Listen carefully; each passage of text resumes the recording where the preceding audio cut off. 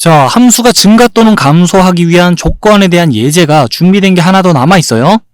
이 예제 마저 보고 그 다음에는 함수의 극대화 극소라는 새로운 주제를 공부하러 넘어갈 거거든요. 새로운 주제 공부하러 가기 전에 마지막 남아있는 이 문제 힘차게 마저 해결해 보고 넘어갈게요. 문제 읽어 봅니다. 이 함수 fx 또 3차 함수죠.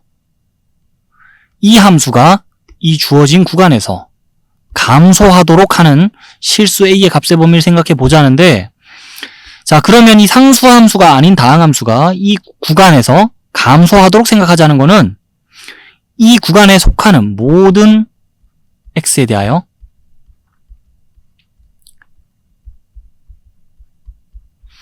f'x의 값이 f'x는 미분해서 계산해보면 3x제곱 플러스 2ax 마이너스 4인데, 자, 이 구간 안에서 이 f'x의 값이 항상 0 이하가 되도록 생각해주면 되는 거예요. 이 주어진 조건을 이렇게 해석해 줄 수 있는 거 맞죠?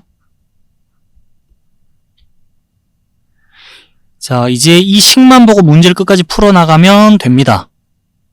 이 구간 안에서 항상 f'x의 값이 0 이하가 되도록 해주는 a의 값의 범위를 찾아나가면 돼요. 그럼 이 조건이 충족되는 상황을 그림으로 우선 먼저 그려볼게요.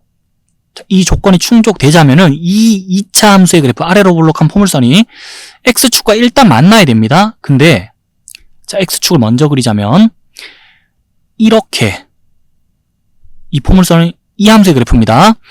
x는 1, x는 2에서 이 함수의 그래프가 이런 식으로 넉넉하게 x축 아래로 툭 떨어져 있어도 되는 것이고요. 자, 아니면은 좀 더 타이트하게 이 조건이 충족되는 상황을 그림으로 표현하자면 x축이 이렇게 있으면 이 2차 함수의 그래프가 이런 식으로 x는 1, x는 2에서 x축과 만나도 되는 거고, 어쨌든 이 구간 안에서 f'x의 값이 0보다 작거나 같기만 하면 되는 거예요.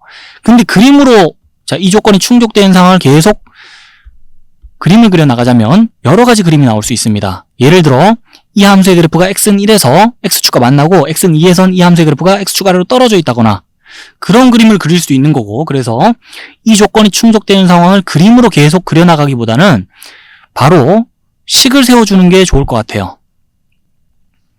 자, 이 범위 내에 들어오는 모든 x값에 대해 이 식이 성립하자면은 결국 어때야 되냐? f'1의 값과 f'2의 값이 둘 다 0이 하면 되는 겁니다. 이 식도 성립하고, 그리고 이 식도 성립하면 되는 거예요. 두 조건이 모두 만족이 되면 되는 겁니다. 그죠? 그러면 자, 이 조건이 충족된 상황을 한번 식으로 풀어나가 볼게요. f'1은 3 플러스 2a-4니까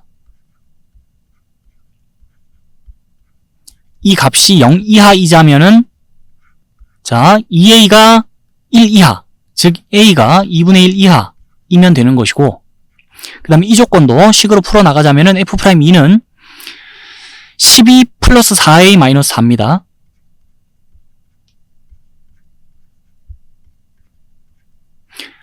이 값이 0 이하가 되자면은 4a가 마이너스 8 이하면 되니까 a가 마이너스 2 이하이면 되는 것이고, 애초에 이 조건과 이 조건이 동시에 만족이 되는 상황 생각해야 됐으니까, 자, 여기 구해놓은 범위를 보면서 두 범위의 공통범위 생각해 주자면 얘가 그냥 답으로 가면 되겠네요.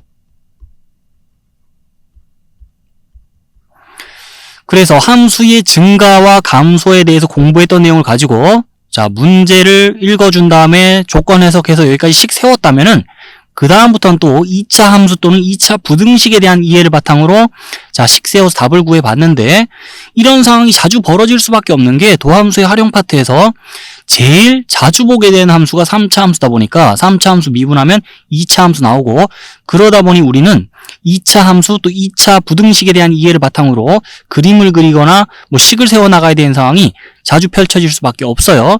그러니까 보다 2차 함수, 2차 부등식을 다루는 거에 익숙해질 필요가 있습니다.